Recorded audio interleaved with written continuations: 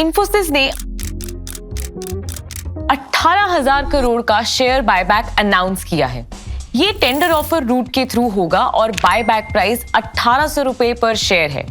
जो भी नवंबर 14, 2025 जो कि रिकॉर्ड डेट को इन्फोसिस के शेयर होल्ड कर रहे थे, वो इस बायबैक में पार्टिसिपेट कर सकते हैं। बायबैक विंडो नवंबर 20, 2025 को ओपन होगी और नवंबर 26, 2025 को क्लोज होगी। प्रोसेस जानने से पहले कुछ बेसिक्स समझते हैं।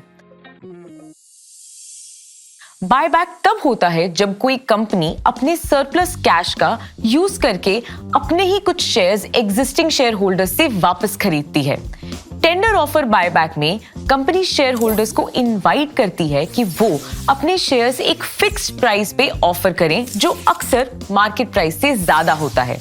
आइडिया ये है कि शेयर होल्डर्स को पैसे वापस मिले, सर्कुलेशन में टोटल शेयर्स की संख्या कम हो और लॉन्ग टर्म मेट्रिक्स जैसे अर्निंग पर शेयर इंप्रूव हो। इन्फोसिस ने बायबैक का एक portion specifically retail share holders के लिए रिजर्व किया है। आप रिटेल शेयर होल्डर तब माने जाते हैं अगर रिकॉर्ड डेट पे आपके शेयर्स की वैल्यू 2 लाख से ज्यादा नहीं थी। रिकॉर्ड डेट के क्लोजिंग प्राइस 1502.8 के बेसिस पे, मतलब 133 शेयर तक आप होल्ड करने वाले इस कैटेगरी में आते हैं।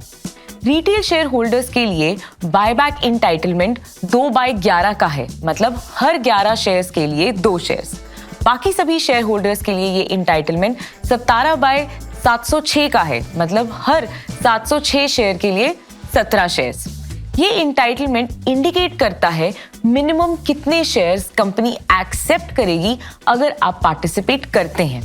आप अपनी इंटाइटलमेंट से ज्यादा शेयर्स भी टेंडर कर सकते हैं, लेकिन फाइनल एक्सेप्टेंस डिपेंड करेगा कि ओवरऑल कितने शेयर होल्डर्स पार्टिसिपेट कर रहे हैं। आप काइट और कंसोल पे बायबैक में शेयर्स टेंडर कर सकते हैं। अगर काइट वेब की बात करें तो बिड्स पे जाएं और फिर कॉर्पोरेट एक्शंस पर क्लिक करें। प्लेस बिड पे क्लिक करें, क्वांटिटी एंटर करें जो आप टेंडर करना चाहते हैं और प्लेस बिड पे क्लिक करके ऑर्डर को प्लेस करें। अब अगर हम काइट ऐप पे जाएं तो आप कंसोल से शेयर्स टेंडर कर सकते हैं। क्लाइंट आईडी पे टैप करें और फिर कंसोल पे टैप करें। मेन्यू बटन पे टैप करें, फिर पोर्टफोलियो पे और फिर कॉर्पोरेट एक्शंस पे। इंस्ट्रूमेंट्स पे टैप करें, फिर प्लेस ऑर्डर पे क्वांटिटी एंटर करें और सबमिट करें ऑर्डर प्लेस करने के लिए।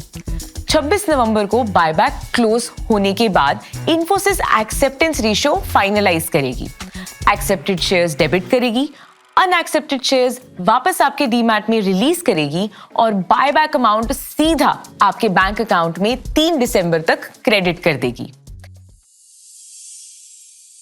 एक और इंपॉर्टेंट एस्पेक्ट है जो आपको समझना चाहिए और वो है टैक्सेशन। बायबैक के टैक्स रूल्स अक्टूबर 2024 से चेंज हो गए हैं। पहले कंपनी बायबैक टैक्स पे करती थी और जो पैसा आपको मिलता था वो एग्जेम्प्ट था। अब ऐसा नहीं है।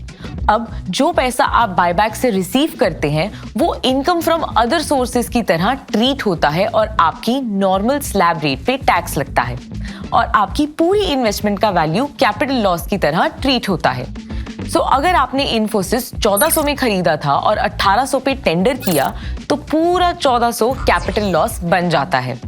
इस लॉस को आप दूसरे कैपिटल गेन से ऑफसेट करने के लिए यूज कर सकते हैं। अगर आपने शेयर्स 1 साल से कम टाइम के लिए होल्ड किए हैं तो ये शॉर्ट टर्म लॉस है। अगर 1 साल से ज्यादा के लिए होल्ड किए हैं तो ये लॉन्ग टर्म कैपिटल लॉस बन जाता है। अगर ऑफसेट करने के लिए कैपिटल गेन्स नहीं है तो बायबैक में पार्टिसिपेट करना टैक्स पर्सपेक्टिव से डिविडेंड रिसीव करने जैसा होता है। सिक्योरिटीज मार्केट में इन्वेस्ट करने की जिम्मेदारी मार्केट रिस्क के अधीन होती है। इन्वेस्ट करने से पहले रिलेटेड डॉक्यूमेंट्स को ध्यान से पढ़ें।